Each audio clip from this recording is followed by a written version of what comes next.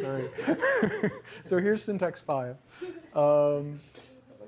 If you're wondering whether we're ever going to stop doing syntax, we are, but I'm not sure when. I think we have at least 1 or 2 more days of syntax. So if you're looking at the syllabus, to try to figure out where we are, just don't do that. I'll try to update the syllabus soon to sort of give you some idea of what's gonna happen in the future.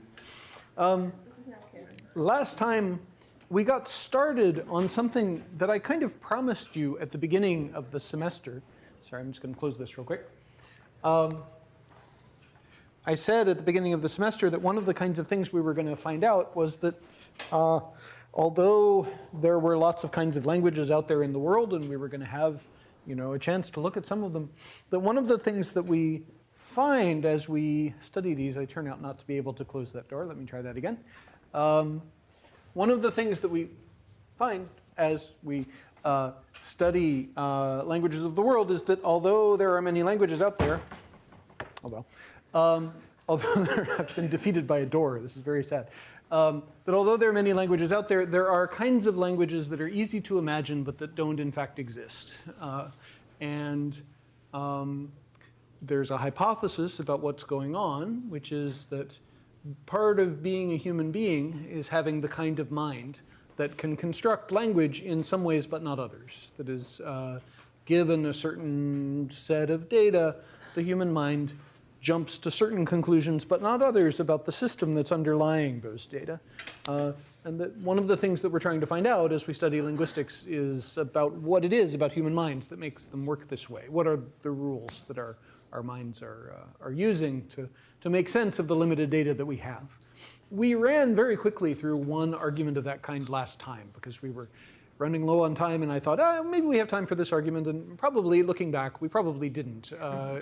If you are looking at if you get a chance to look at the video of that, if anybody wants to, you should look at it on slowed down speed, to see if you can get it to make sense. So I was going to go through that argument again and some other arguments a little more. That's going to be kind of a theme for today. I will show you some areas in which languages vary, and then we will imagine kinds of languages, and we'll discover that those kinds that are easy to imagine don't happen. So we're going to look at that. This is 24900. If you go on and take more linguistics classes, you will see more phenomena of this kind and more theories about why languages behave this way. But trying to understand why languages behave this way is one of the central occupations of linguistics, trying to understand basically what human minds are like. So last time I showed you this slide. This was a slide for the question, what will Mary write? I was trying to convince you that in a sentence like this, where we think that write selects an object, it has the option of being transitive. You can say Mary is writing a novel. And we thought that when you had a selection relation between a head and some phrase, that the phrase needed to be the sister to the head, at least if there was only one thing that it was selecting. We spent a lot of happy time thinking about what happens when a head is selecting more than one thing, and I sort of promised you that we would talk more about that later, but that promise did not apply to today. So today, if a head is selecting only one thing, that thing needs to be the sister. And then we looked at questions like this, and I tried to convince you to be upset. So the word what, which seems to be the thing that's being selected by write, it seems to be the thing that is the object of write, isn't anywhere near right. What I said was there is a standard way to deal with this problem, and we're going to gradually accumulate evidence for this idea, but for today I'll just show you the idea.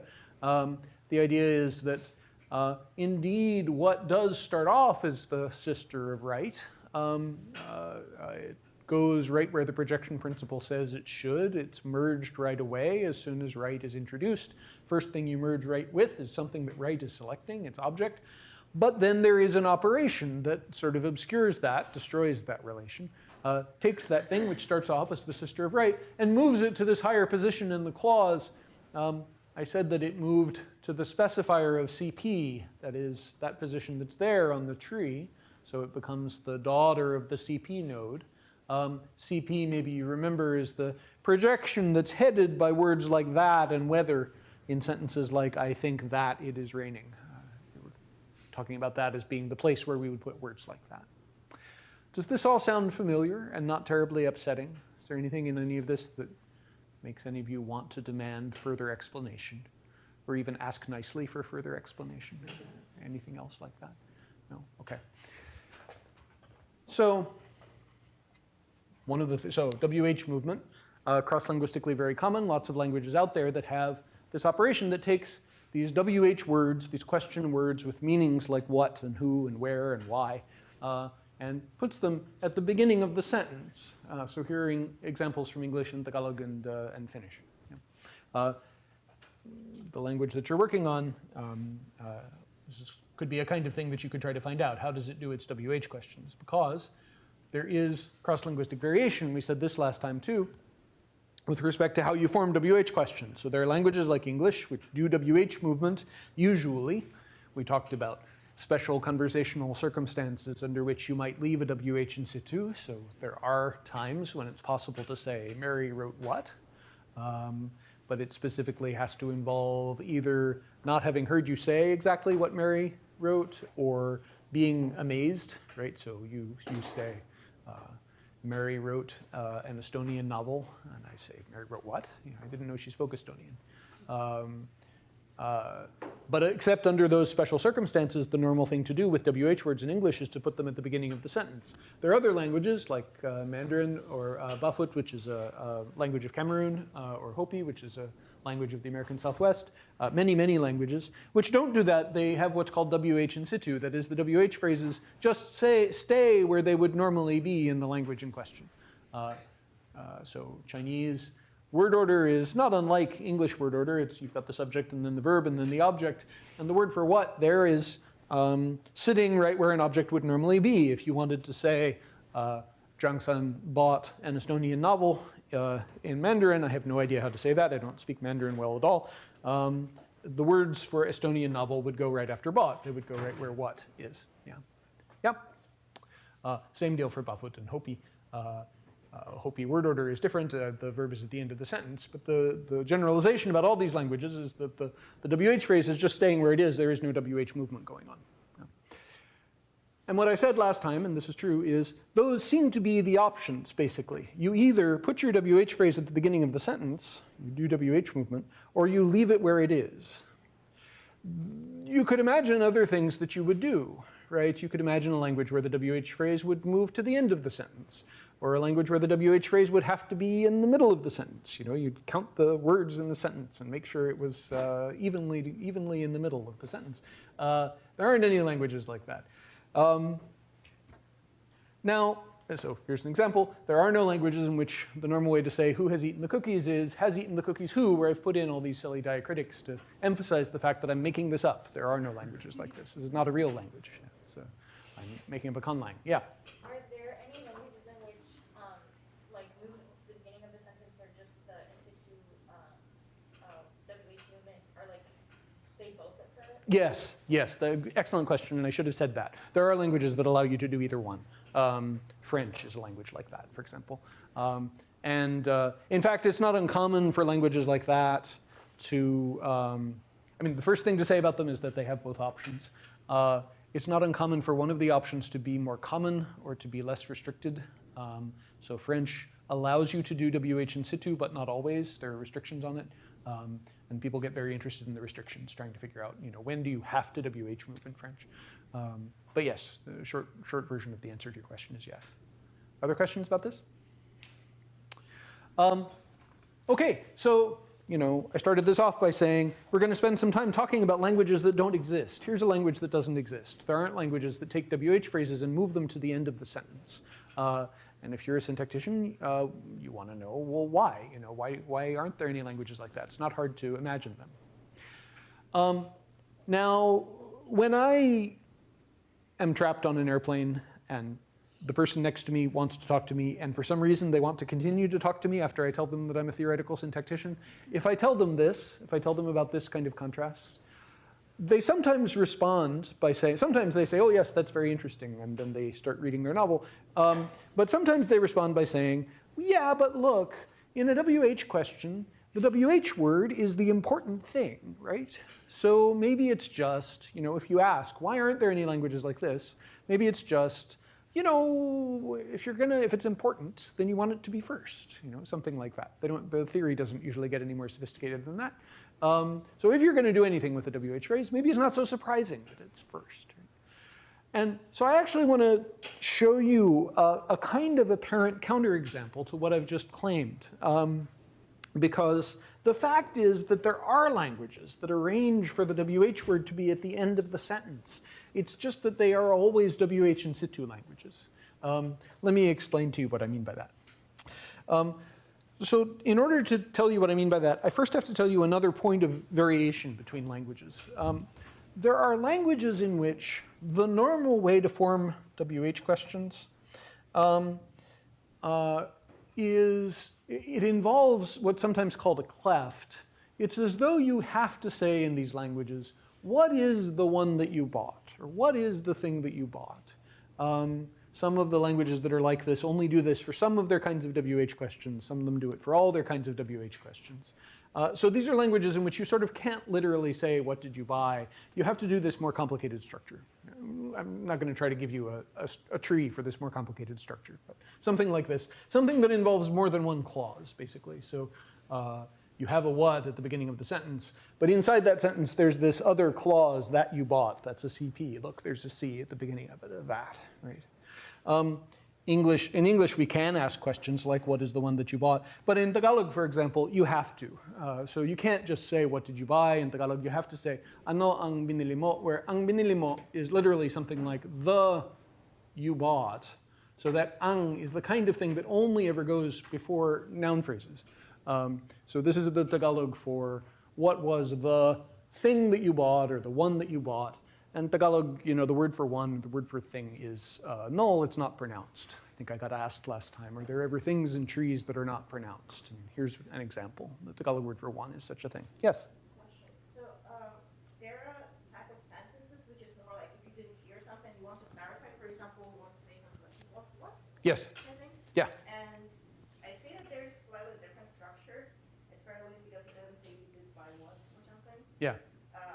But how does that fit with the fact that WH now saying that? Is never to the right. Yeah, so that's a really nice example. The fact about questions like that is that the WH word is sitting where it would normally be. It's not moving at all, right? Because it doesn't have to be at the end of the sentence. If I say, Mary bought an Estonian novel in Paris, your response to that could be, Mary bought what in Paris? Right? So the word for what isn't going at the end of the sentence. In fact, it can't. It's not the natural way to, that's the natural way to respond to that. You don't say, Mary bought in Paris what? Right? So the word what isn't going at the end of the, it happens to be at the end of the sentence in your example, but what it's really doing is just not moving. It's just staying where it is. That's a really nice point, which I was planning to make later, but thank you for making it now, you know, that we have to draw this distinction between just sitting there and moving to the right. Yeah. So in those kinds of questions, it's not moving to the right. Nice example. Does that answer your question? Yeah. Yeah? Your questions? Okay. Okay, so this is the setup for this point. There are no languages that move WH words to the right, but I'm going to show you a weird wiggle that obscures that fact sometimes. So first, there are languages like Tagalog in which you can't ask, what did you buy? You have to say something like, what was the thing that you bought? And I just have to ask you to trust me that that's the best analysis of this Tagalog question. I work on Tagalog. I'm happy to talk about this at great length.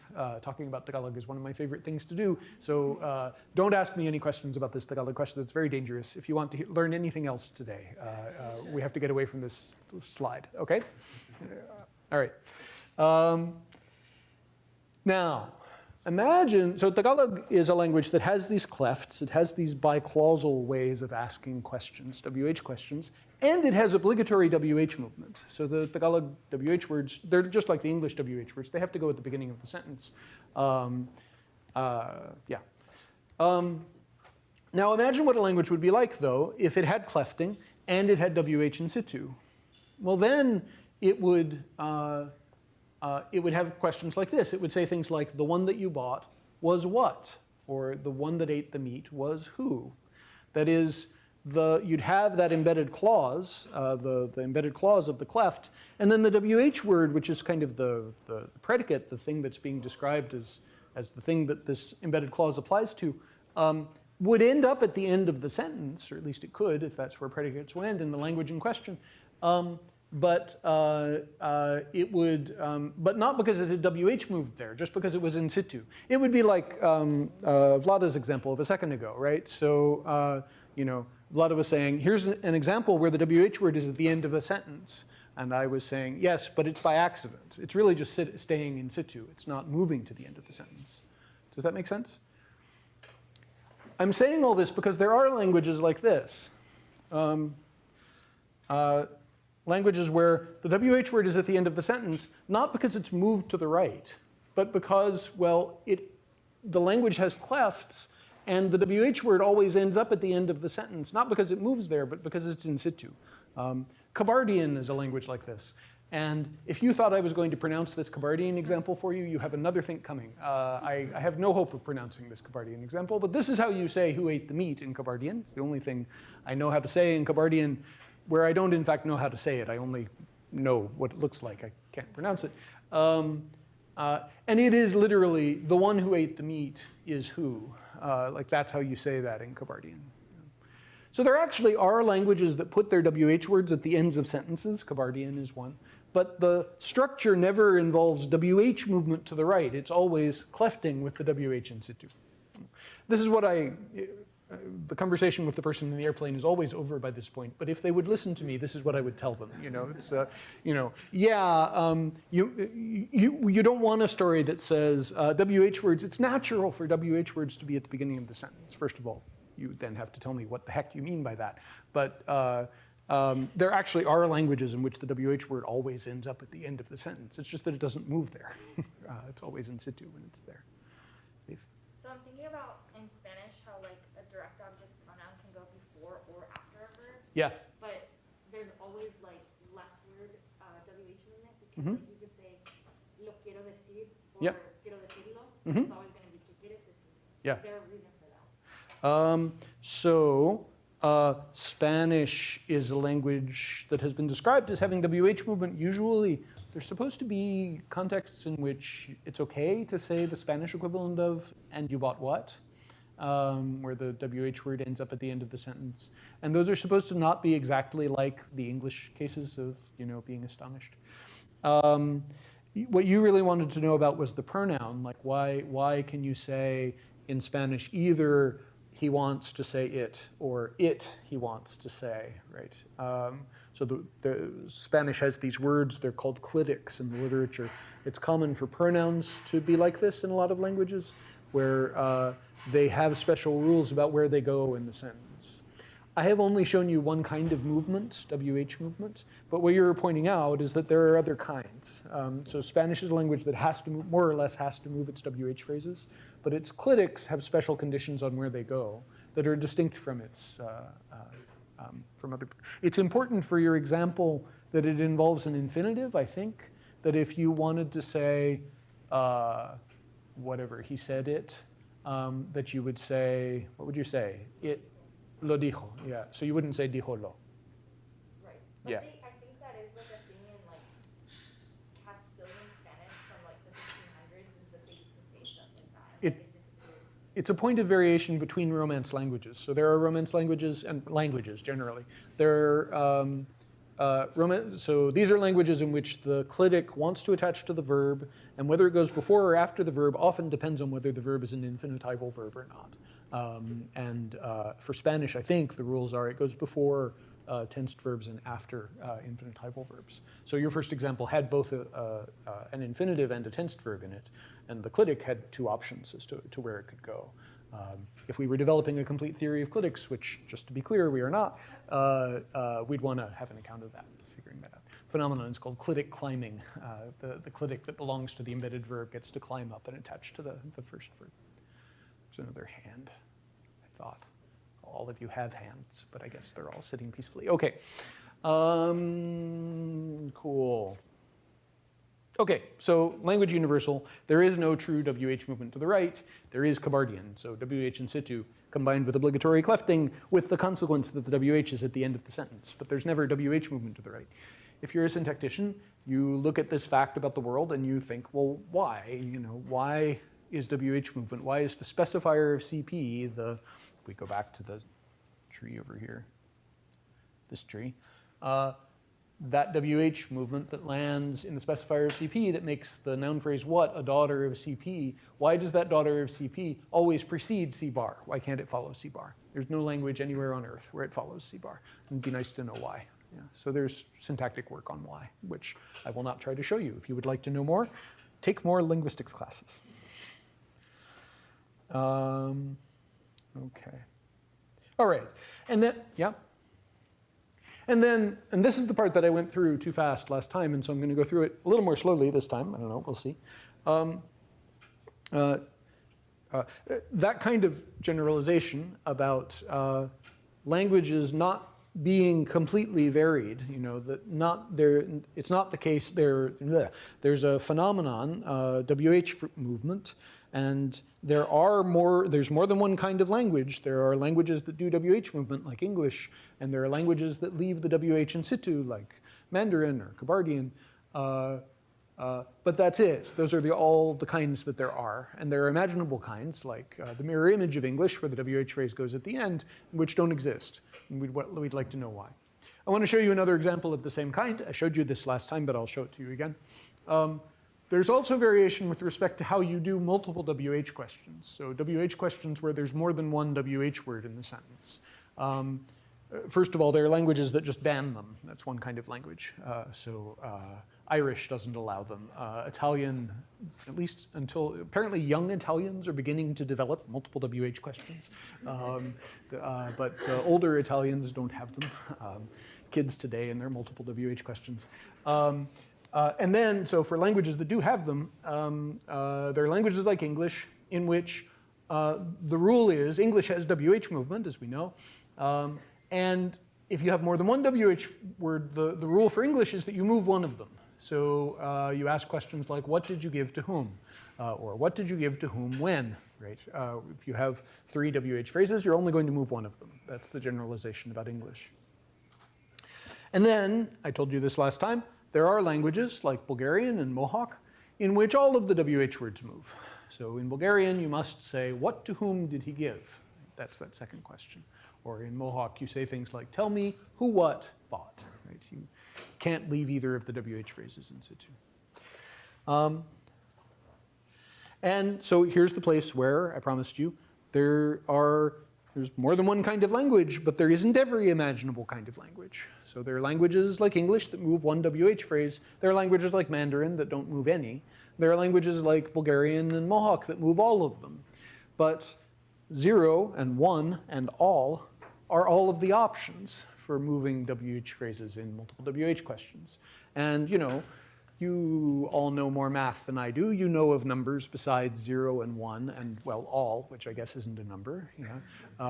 So you could imagine a language where the rule is move any number of WH phrases up to a maximum of 2, right? Or move any number of WH phrases, I don't know, as long as it's prime, or whatever, right? As long as it's one of the first 10 digits of pi, all kinds of imaginable languages that you could imagine, and none of them exist, right? So there aren't languages out there in which you say, who gave a book to Mary, and you say who what gave to Mary, but when you get to 3, you have to say who what gave to whom. That language doesn't exist. It's not hard to imagine. Write a grammar for it. It doesn't exist. You don't find it. Yeah? And then this is where I gave you the parable of the function, which was meant to be a parable about what life is like when you are a baby, right? So imagine, I said, that you are a Bulgarian baby and you're hearing your parents utter multiple WH questions. There's some limit on the amount of data that you get, not just if you're a Bulgarian baby listening to multiple WH questions, but kind of in life, right? There is some, it may not have seemed like it at the time, but there is some maximum amount of stuff that your parents said to you when you were growing up. and the stuff that you heard, not just your parents, but the other people that were talking to you when you were growing up and acquiring your native language, there is some body of data, maybe it was fairly large, of things that people said to you. Maybe fairly large, but it was finite. So there was some maximum number of WH words in the questions that you heard growing up. And the thing about finite data, so the point of the parable of the function is, here I am giving you finite data, the function returns 1 for 1, and 2 for 2, and 3 for 3, and 4 for 4, and you have no idea at all what it should return for 5, right? Given what I've given you so far, you might hope that you're living in a just and merciful universe where people, data work the way they should. But there are just, as a matter of logic or a matter of math, there are no restrictions at all on what the consequence of giving this function 5 could be. Yeah. So I showed you one example, one function for which the output would be 29. And I could multiply that first thing, the thing that comes right after the equal sign, I could multiply that by any number at all. The consequence of f of 5 could just be anything. And life is kind of like that. This is sometimes called the problem of induction when people talk about it in the context of science. So you're going to make, excuse me, you're going to make some number of observations of the world, and you'll maybe see the same thing over and over again. You see that as you drop a weight, that the weight falls down and not sideways or up, right? And you see that over and over and over again. And eventually you start to hypothesize that down is the direction that they're going to fall, that every crow you see is going to be black, right? That every swan you see is going to be white, because you keep seeing that over and over and over again. But it's kind of like concluding that f of 5 is going to be 5, right? It should work that way, given everything that you've seen, but it might not. Maybe the next weight you drop will fall upwards, and so part of science is saying, we're going to draw these laws given the inevitably finite data that we've got. We're going to sort of sketch these laws about what we think is going to happen, and then we go on doing science and refining our laws. Raquel, are you? Yeah. The thought that I'm thinking is something along the lines of is it possible that part of being human is developing languages that are kinder than giving you f of 5 is 29, and that maybe it's you could give languages a weird difficulty coefficient, and then the coefficient, if it's really low, tells you that it'll probably be something intuitive like 5. If it's really high, then you can't rely on the language to be nice to you, and it could be 29. Yeah, you're saying it very well. Maybe another way to repeat what you just said is, yeah, human minds are set up in such a way that f of 5 is 5. Human minds are set up in such a way that multiple WH questions, there are only a few options. Maybe I'm learning Italian and multiple WH questions are just banned. Maybe I'm learning Mandarin and WH phrases all stay in situ. Maybe I'm learning English and one of them moves. Maybe I'm learning Bulgarian and all of them move, and that's it. Those are the only options there are, right? Which means if you're a Bulgarian child and you're growing up and you're hearing your parents ask multiple WH questions, there's some maximum number of WH words you ever heard them say at any point in their life. And that number, suppose that's the most inquisitive your parents ever got in your life. It was a 2 WH word question. I can say, incidentally, multiple WH questions, I wrote my dissertation about multiple WH questions. They're extremely interesting, but they're not common. If you spend some time listening, you'll spend a long time before you hear somebody say this in the wild. It's not a common kind of question to ask. I happen to know, for example, that there are no multiple WH questions in the Bible. So I have this project that involves going through the Bible. So there's a language called Wampanoag, a language that's spoken around here traditionally. The Wampanoag are trying to revive their language, and one of the texts that they have is a complete Bible translation. It was the first Bible published in this hemisphere. It was a Wampanoag Bible. It was published here in Boston in the 1600s, 1635. And so I have been reading the Bible very slowly and carefully, trying to put the grammar of Wampanoag back together and writing a dictionary. And so I really wish that there were multiple WH questions in the Bible. It would answer certain questions about Wampanoag. I would really like Jesus Christ to turn to the disciples and ask them who bought what. You know, it would be great. But he never does, never. I have checked. There are no multiple WH questions in the Bible, and the Bible is quite large, right? There's lots and lots of texts. I know this because I've been reading it. It's taken me years. So, you know, these are not common. It's not at all, it wouldn't be at all surprising if the largest multiple WH question you ever heard your parents say had 2 WH phrases in it, something like who bought what, or what did he give to whom. Maybe you heard your parents at some point say who gave what to whom, when, why. It's not likely, right? And so I think I said this last time, you might have expected if children had to consider all of the imaginable grammars that are consistent with the data that they have, you might have imagined that Bulgarian children would have, you know, Bulgarian adults would have different grammars, right? That there would be Bulgarians who guessed that the grammar was move your WH phrases up to a maximum of 2. Or move your WH phrases up to a maximum of 3, move your WH phrases up to a maximum of 4. But that's not what we find. So any Bulgarian that you ask, as you ratchet up the number of WH words in the question, they just always move them all. You know, the only choice they all made was all. Yeah. So here's a case where the data that anybody is exposed to are necessarily limited in a way that means that there are literally infinitely many possible grammars that are compatible with the data that they have. And yet they all converge on the same answer.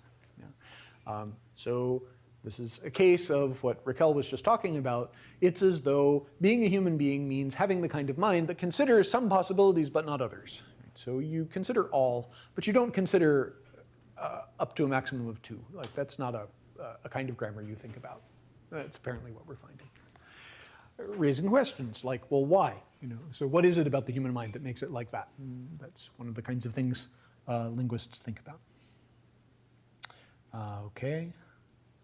Similarly, this is sort of echoing a point that Vlada made a second ago. If you're learning Chinese, if you're growing up learning Chinese, you may hear your parents say something like this at some point. And if you are considering all of the logically possible grammars that are consistent with this, you might have to spend some time thinking, well, am I learning a language that moves its WH phrases to the right, or am I learning a language that leaves its WH phrases in situ? Yeah. And so you might expect that there would be a stage in the life of Mandarin children where they entertained the possibility that WH phrases move to the right. It would be a cute kid thing to do, you know, oh, you know, our child is so cute, you know, when she was 3, she thought WH phrases moved to the right. She was saying things like, you know, aw, yeah. But no, I mean, Chinese babies are cute, like babies everywhere, but they do not make that particular cute mistake. If you've ever been around small children, you know children do make mistakes. They, you know, take guesses that are wrong about how the adult language works, and they spend some time making adorable mistakes. But children do not make that particular adorable mistake, because they are human beings, and they know that there are, on some level, their heads are structured in such a way that they cannot entertain grammars where WH phrases move to the right. There aren't any of those.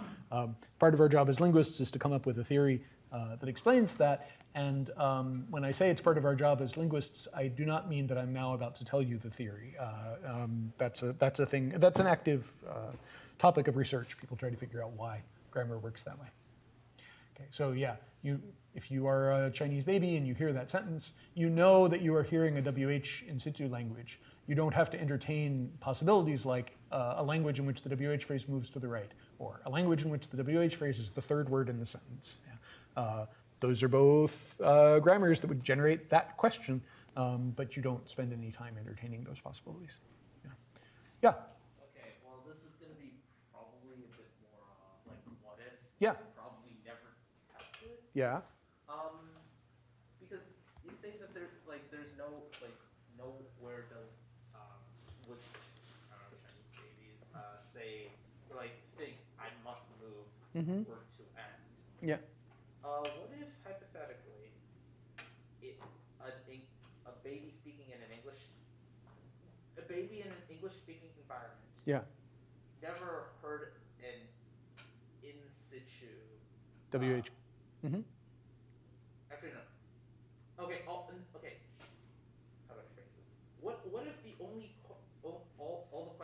baby like hears is like, who did this? Who did that? What happened? What happened? Yeah. Where like it could like plausibly Be in situ. Be in situ. Yeah. Like, could they potentially realize or like think maybe Yeah. it's not in situ? And nice question. So everything I've told you so far makes it sound like you could fool babies in theory in that way. Like you say, it's hard to test because, in fact, yeah, I mean, you probably can't recruit parents to agree never to ask questions like, "What do you want for lunch?" You know, but you're absolutely right. You know that you could imagine children going through probably a pretty brief stage where they thought that was a viable option, right? In a way, your question gets at something else that I said, which is languages. So I've said there are different kinds of languages. There are WH in situ languages. There are WH moving languages, right? And this was Faith's question. There are languages that allow either option, right? That's also a kind of language, and that's all I said about that, right? You could now ask, well, does that just mean that if I want to learn English, I must learn it's a WH movement language? Or does the fact that it's a WH movement language have anything to do with anything else about English? Is that just a parameter we have to state about English, or does it follow from other stuff about English? Right? And that's also an active research question, is whether we can get away without having to just state those parameters, or whether we can connect that to other facts about English. That would mean that an English-speaking baby would have other sources of information, possibly, besides just actually hearing WH questions. Like, so just to make it more specific what I mean, if it turned out, so here's something which is not true. If it turned out that every language in which the subject comes before the verb is a language with WH movement, now that's false. Mandarin is a language with the subject comes before the verb and has WH in situ. But imagine that it turned out that every language where the subject comes before the verb is a language with WH movement. Then an English-speaking baby wouldn't have to hear any WH questions at all. They'd just have to hear that the subject comes before the verb. And then they would be like, oh, it must be a WH movement language. So if it were possible to connect the fact that English has WH movement to some other fact about English, then babies would have other sources of data. Now, like I say, that theory that I just offered as a toy theory, that's not the right theory. So we have to work harder to find the right theory. But that's the kind of theory that would give you more data. Yeah. Yeah. So you said like babies never like consider that it could be like like maximum of 2. Yeah. But like, how do we know that it's not just like that's not like the data that the babies were given? Like a baby that is like spends 8-9 months just like taking in sound Data. and then before they even like speak a sound. Yeah. So like, how do we know that it's just like, oh, like this was not part of what was presented as data to the baby?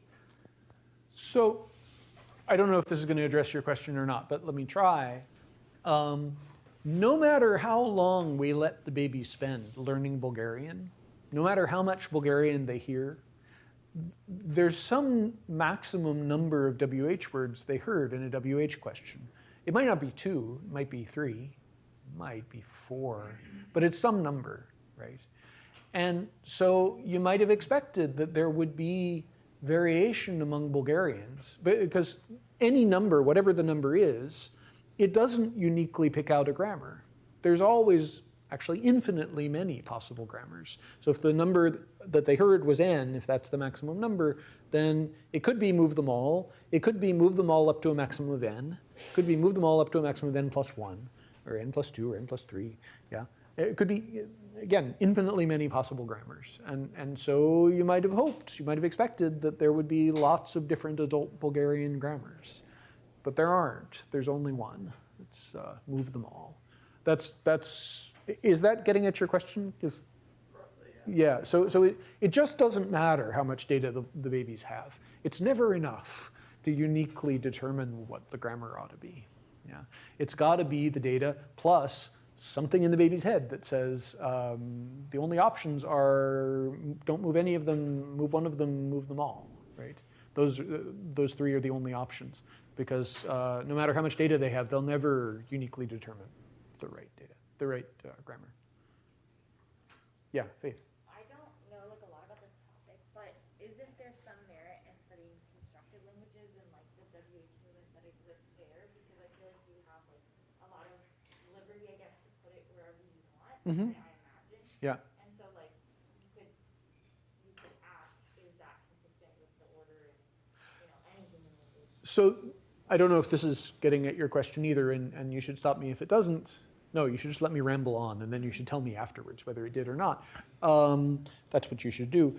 There are experiments in which people try to find out, in which people ask people to learn languages, so they'll give people languages, and they'll find out things like, if I give you a language that is a possible human language, are you faster at learning that kind of language than you would be if I give you a language that's not a possible human language? So we give you a language in which the rule is move all your WH phrases. How are you at learning that, as opposed to a language in which the rule is move all your WH phrases up to a maximum of 2?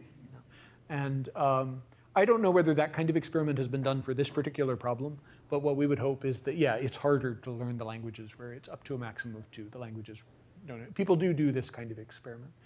The other kind of natural experiment that's been done, this is a lot more anecdotal, there's, what are people like this called now? There's a savant, so someone whose mental processes are mostly very slow. He needs a lot of help with daily life. I think he does live by himself, but he has caregivers who come and help him out.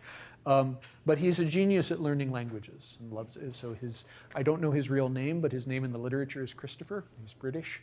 And Christopher loves learning languages, does it for fun. You can give him grammars and he will learn languages immediately, like takes him a day, and suddenly he can read and write. And he's not good at speaking the languages, partly because he learns by reading books. But he can learn to read and write languages extremely quickly. And they have done some experiments like this with Christopher, where you give Christopher languages that are not possible languages to learn.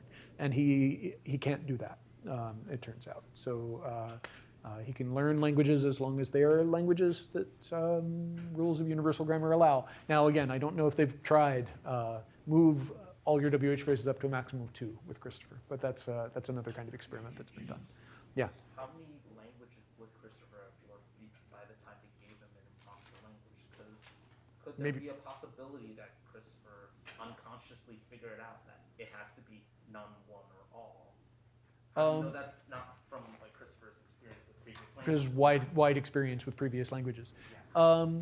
So all I can say is that they have given him languages. They have worried about this. So they have given him languages. Thank you, Raquel, for figuring out the doors. They have given him languages that differ from the languages he's learned in some regard. Most of the languages he's learned are various languages of Europe. He's done like 20 or 30 by now. So they have given him languages that differ from the languages that he's known to find out whether he can learn them just as quickly as languages that, because they also give, when they do these experiments, they'll give him a language that does obey some rule of universal grammar and another language that doesn't. But you're absolutely right. That's something they have to watch out for. And all I know is that they have been careful about that. Whether they've been careful enough, I can't swear. Yeah, that's a good point. Christopher loves doing this, by the way. This is not a hardship they're imposing on Christopher. This is one of his big joys in life, is learning languages. Yeah. Okay. Let me back in. Yes. Okay. Yeah? Questions about this? Okay. All right. All right. So that's it for WH questions, at least for now. Are there any WH questions before we put that aside and go on to something else? Okay.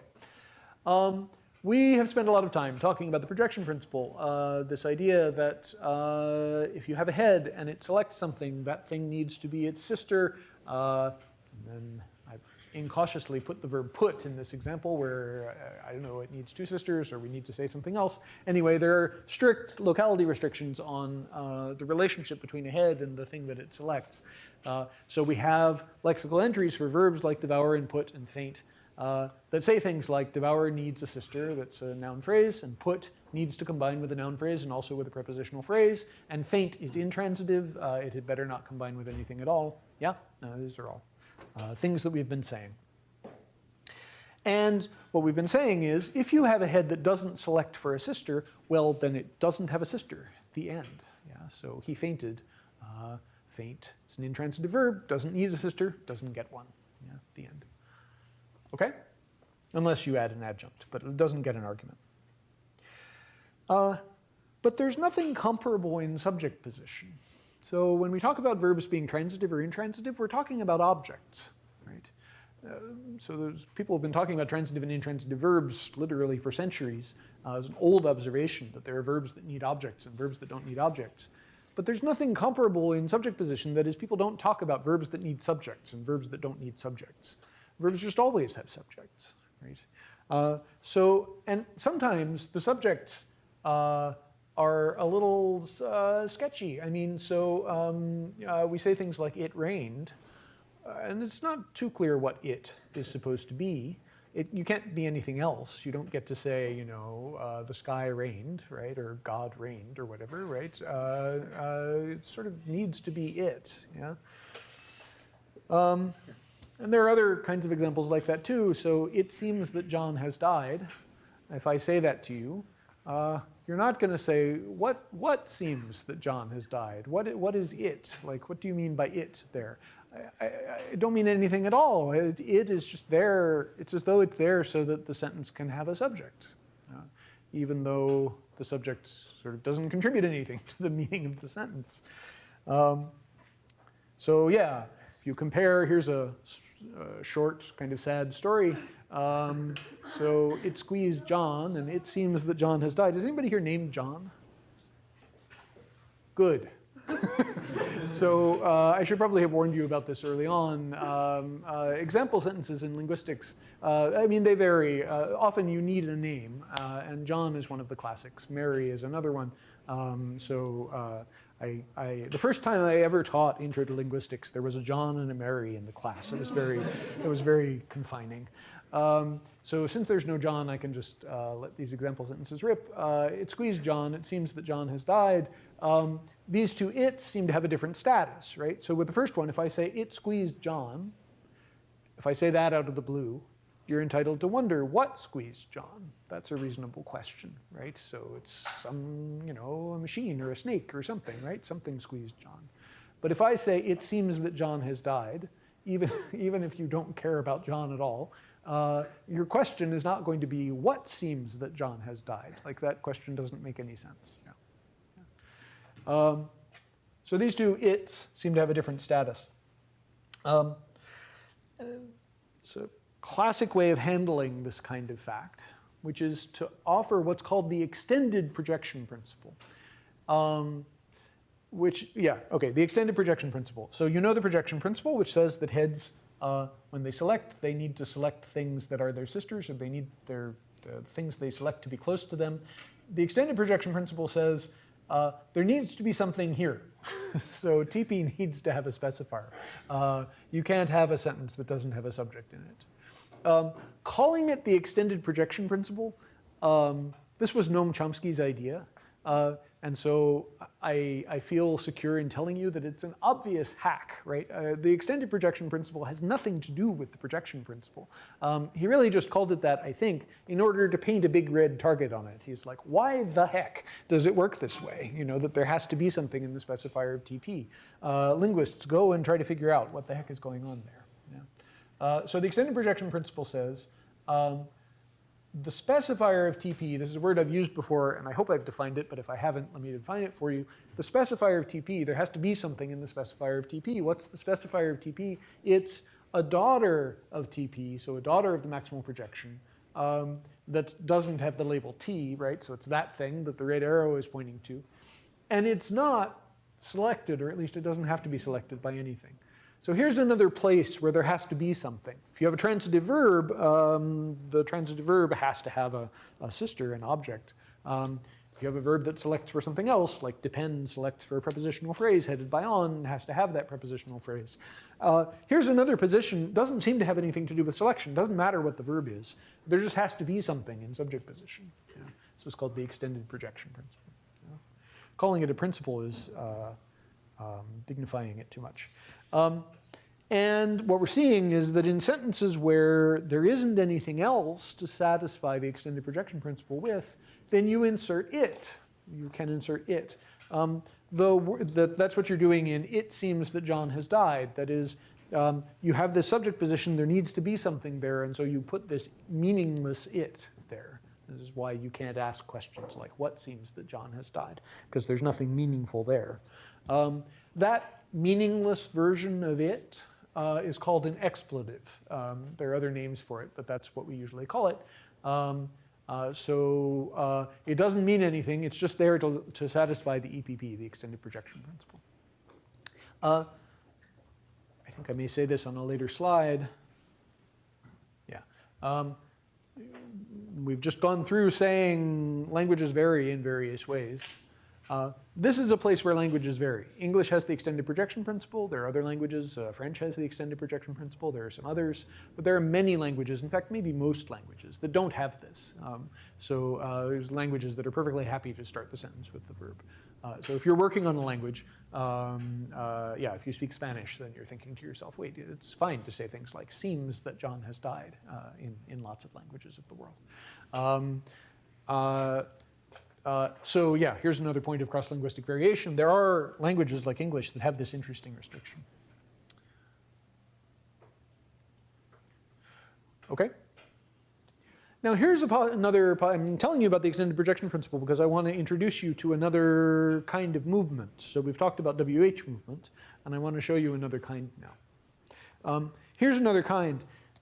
We can say things like "the snake squeezed John," or "I put the kumquats in a bowl." And then, so let's concentrate on "the snake squeezed John." Squeeze looks like it's a transitive verb, or at least it has a life as a transitive verb, right? John is being selected by squeeze. It's the thing that's getting squeezed. Yeah. Or similarly in "I put the kumquats in a bowl," put is a verb that selects for an object. It also selects for a prepositional phrase, right? That's what we've been saying. But then there are these other forms, these passives. John was squeezed and the kumquats were put in a bowl. And here we're in kind of a similar situation to the situation we were in when I first showed you "what did Mary write?" where I was trying to say, or what did Mary put in the bowl? So, with "what did Mary put in the bowl?" I was saying, yeah, we think put has to combine with a noun phrase. It's a transitive verb. You can't say "Mary put in the bowl." That's not a sentence. Why is it okay to have "put" with no noun phrase after it here? Well, it's because "what" started out here and moved over to there. For "the kumquats were put in a bowl," we're going to say something similar. Put is selecting for an object. In this case, it's the kumquats. And the kumquats are moving out of that position into another position. What's the position they're moving to? Well, they're not WH moving. They're not WH words, right? This isn't a question. This is another kind of movement. So the same reasoning that prompted us to posit WH movement in order to save our beliefs about how selection works leads us to suspect that there's movement going on here as well. So we'll start off with "was squeezed John," or "were put kumquats in the bowl." And then the EPP is going to say, oh, there's no subject. So what happens with the passive is that you get rid of the subject. "Was squeezed John," you've gotten rid of the snake that was squeezing John. Or, "were put in the bowl," "were put the kumquats in the bowl," you've gotten rid of Mary who was putting the kumquats in the bowl. And then the EPP says, oh, no, wait, we need something in subject position. And so we move, in this case John, or in the other case the kumquats, into subject position so there can be a subject, so the EPP can be satisfied. It's a way of talking about these kinds of examples. So this is a new kind of movement driven by the EPP.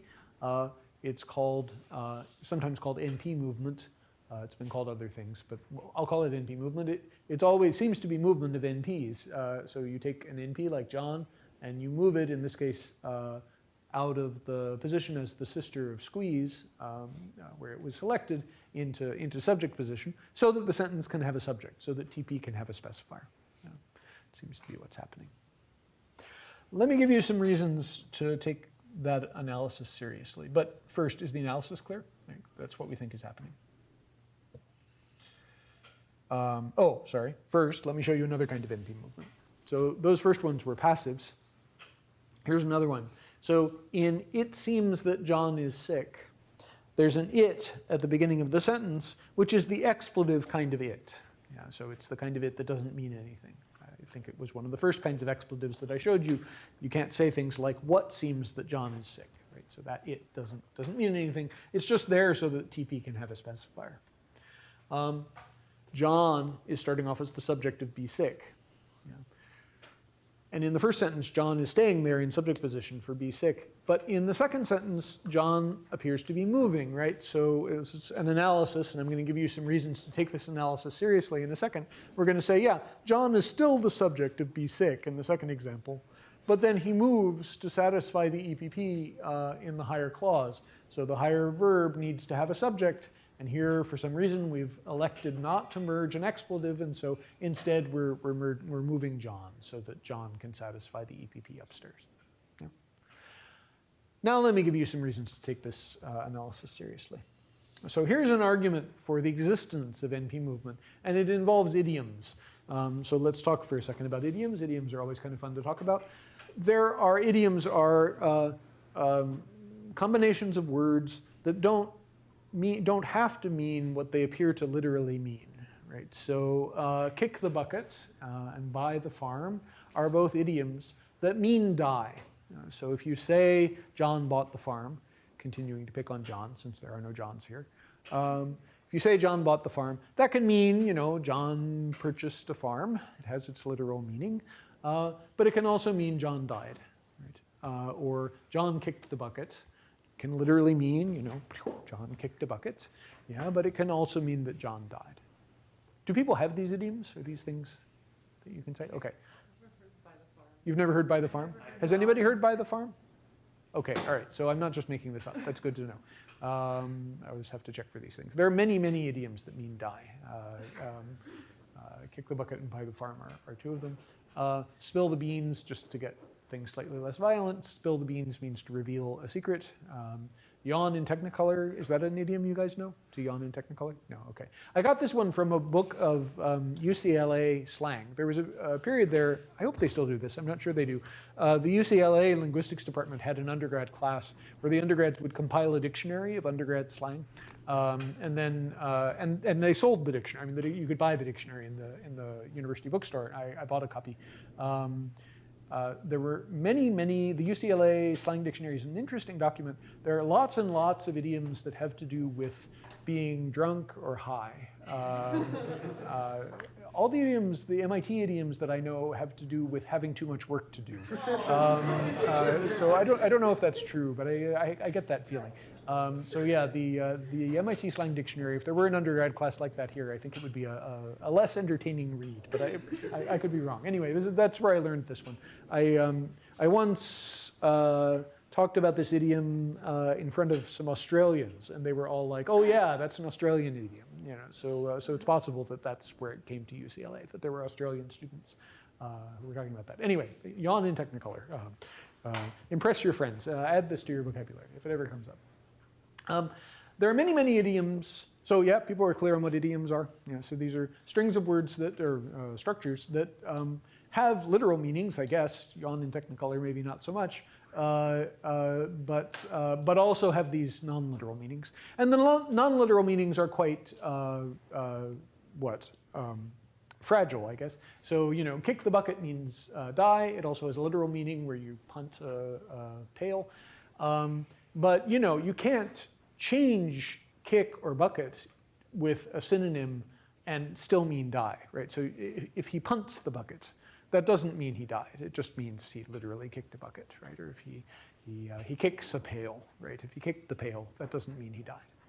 So it has to be these words to have its idiomatic meaning. Yeah. Idioms are fun. If you get a chance, you could ask your language consultant whether they can think of any idioms that you can think about. Now here's the thing. There are a zillion idioms like these where the idiom consists of a verb and some phrase that the verb combines with. So a verb and its object, like in the first three examples, or a verb and a prepositional phrase, like in the last example. Lots and lots of idioms like that. So to say that that's the idiom is to say that if you have this idiom in a sentence, so if you say something like John kicked the bucket, the idiomatic part of that sentence is kick the bucket, right? John is not part of the idiom, right?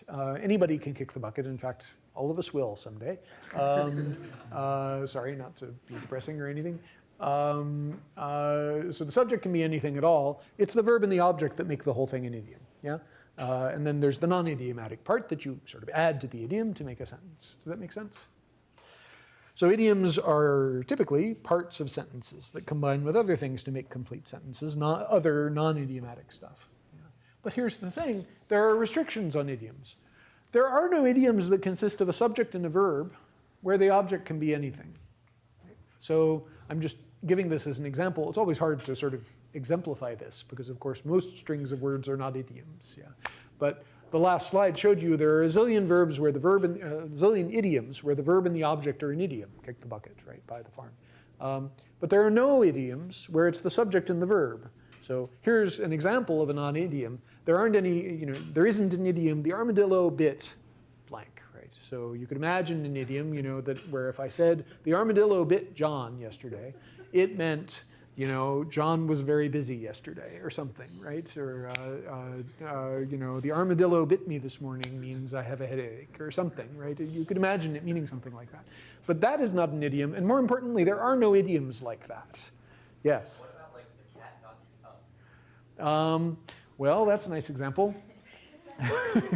Notice, though, that the object is part of the idiom, right? So, actually, cat got blank's tongue. Actually, can the possessor of the tongue be anyone at all? Can I say the cat got John's tongue? Meaning John had a hard time thinking of what to say. I think the easiest way for me to use this idiom is to ask someone, cat got your tongue, right? If I have a hard time coming up with something to say, can I say the cat got my tongue? So there may or may not be a blank here. Maybe there should be your here. But anyway, the subject is indeed part of the idiom, but so is the object. Yeah. So this is a nice. You're making me refine what I just said, which is important. It's not that idioms can't contain the subject. They can. This is a nice example, but they also have to contain the object. Yes. What if there you put something like his tongue? The cat got his tongue. Can you say that?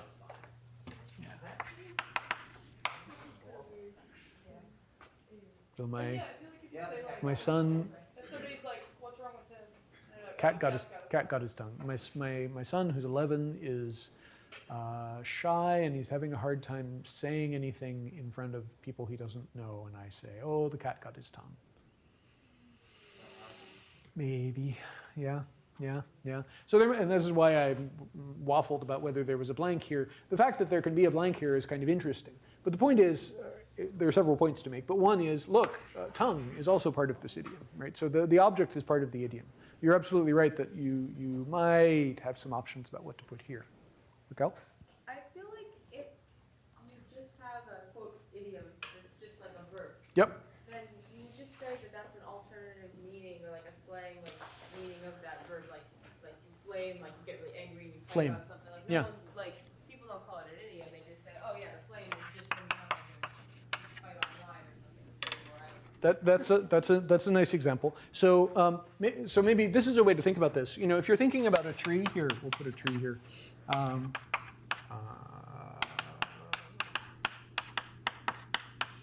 So what we're seeing is there are idioms. I started by saying there are idioms like this, where this whole thing is the idiom, the verb, and a noun phrase after it, like by the farm. Raquel's raising the possibility that there could be idioms that are just this size, although that's, as you say, that's not usually what you call them. So maybe flame, where the subject and the object are not part of that idiom. So I can flame you, you can flame me, anyone can flame anyone. Those are not part of the idiom. The idiom is just the verb, flame. Yeah. So yeah, we could call that an idiom or not. And then earlier point about cat got your tongue. There are bigger idioms where the subject and the verb and the object are all part of the idiom. And then there's questions about how do you get a possessor into here? Yeah, try to think about that. So a way to talk about this then is to say, yeah, idioms. But the point that I'm attempting to make is there aren't any idioms that are just this. I sort of wish I had colored chalk or something. There aren't any idioms that are just the subject and the verb, and the object can be anything at all. The armadillo bit John. There's no, the kumquats have fooled Mary, right? Where, you know, the kumquats have fooled Mary means Mary is daydreaming, right? It doesn't, there aren't idioms like that. Yeah? So is it basically like it has to be constituent, or? It's looking like it, right? Yeah, something like that. Although how you're going to get his or your in here, in the cat got your tongue, that's an interesting question, right? Because that's presumably part of this noun phrase. But sweeping that potential problem under the rug, yeah, it's as though idioms have to be constituents. Yeah. Yeah? Okay. I'm pausing here because, you know, here I am boldly asserting there is no, of course there is no idiom, the armadillo bit. But if you pick any random verb and noun, it's probably not an idiom. Yeah. So, you know, there also isn't an idiom bit the armadillo, right? That could have been an idiom, but it isn't. Yeah. So John bit the armadillo last night. That doesn't mean, I don't know, John worked hard last night. Yeah, could have, but it doesn't.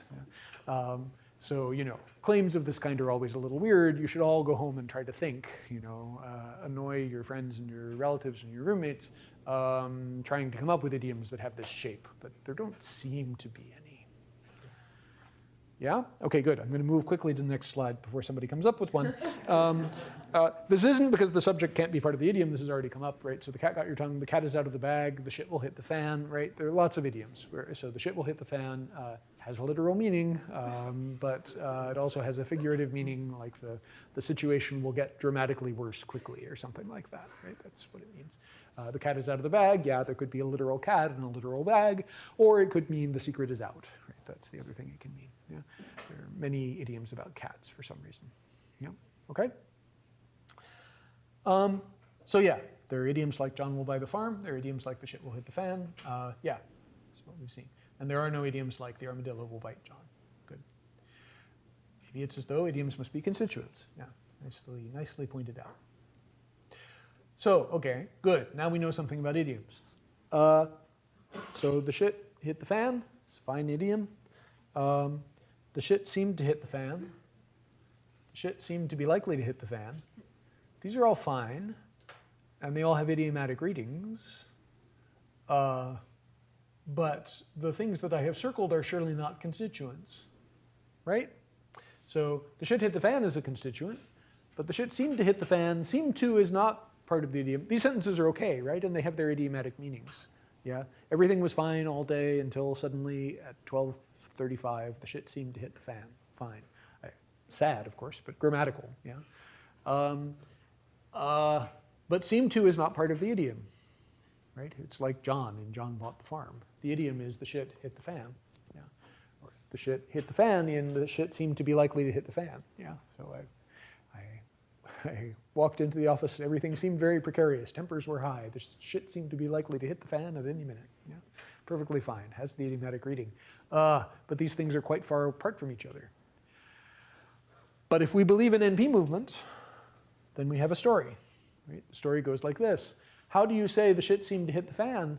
Well, yeah, the shit and to hit the fan are far apart from each other when you're done. But you start off with seemed the shit to hit the fan.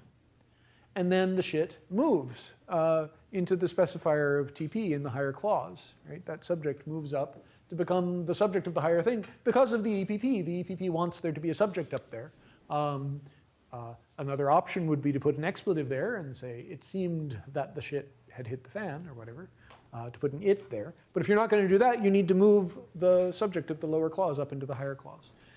The consequence of that is that by the time you're done, the shit hit the fan is no longer a constituent.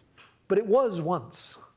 And apparently that's what matters. Yeah, it needs to start as a constituent. Maybe one way to think about it would be the idiom is a really big and complicated lexical item.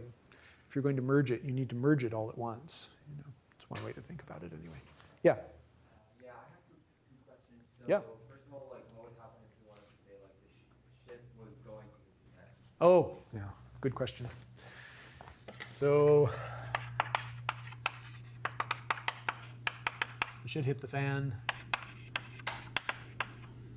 The shit, very nice point. The shit will hit the fan. The shit might hit the fan. The shit is going to hit the fan. Yeah? Lots of things you can put in here. There is, that's a very nice point. There is a classic response to this point, which is to say, yeah, what you've discovered is there's even more NP movement than we thought. Right? So if let me get a fresh board down here. What are we doing for time? Yeah, this will be a good place to stop, probably.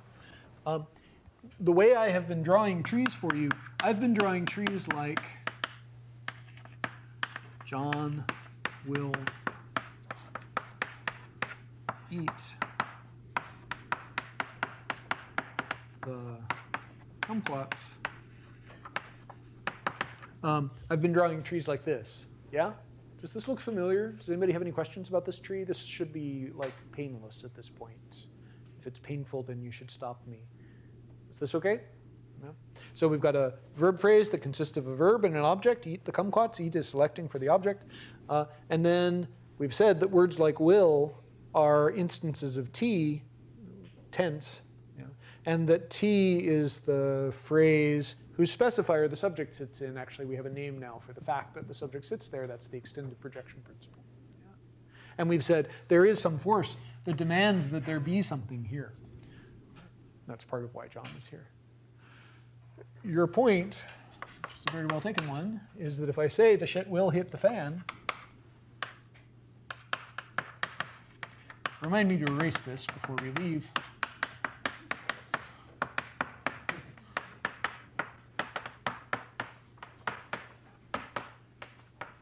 You know, I've been going quickly, partly in the hope that nobody would notice this, but yes, problem.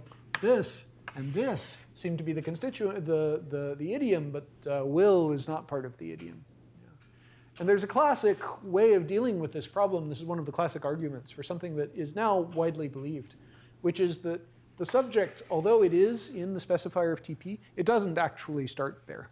I've been drawing trees where it starts there, but it actually starts lower. It starts inside the verb phrase, and it moves up to here. That, yeah. So that the real derivation for this is what I've been concealing from you, that the real derivation from this starts with the subject inside the verb phrase, say as a specifier of the verb phrase, and it is raising to the specifier of TP always. So I've been talking so far as though the specifier of TP, we've talked now about some cases where something moves into the specifier of TP, but from the earlier kinds of trees I was drawing for you, I was making it sound like the specifier of TP. Sometimes something is just merged there. It doesn't move there. For exactly the reason that you've just pointed out, people think that that's wrong. That really what's happening is that the subject always starts lower than T and raises into the specifier of TP. And in English, it has to raise into the specifier of TP because of the APP. Yeah. And this argument from the behavior of idioms, this is one of the classic arguments for that conclusion. Yeah. This is something that was discovered in like the late 80s. People first started saying that. It's called the VP internal subject hypothesis. And by now, it's very widely assumed to be true. Yeah. I was planning to conceal this from you because this is 24900, but I should know better than to try to conceal things from you guys. Yeah.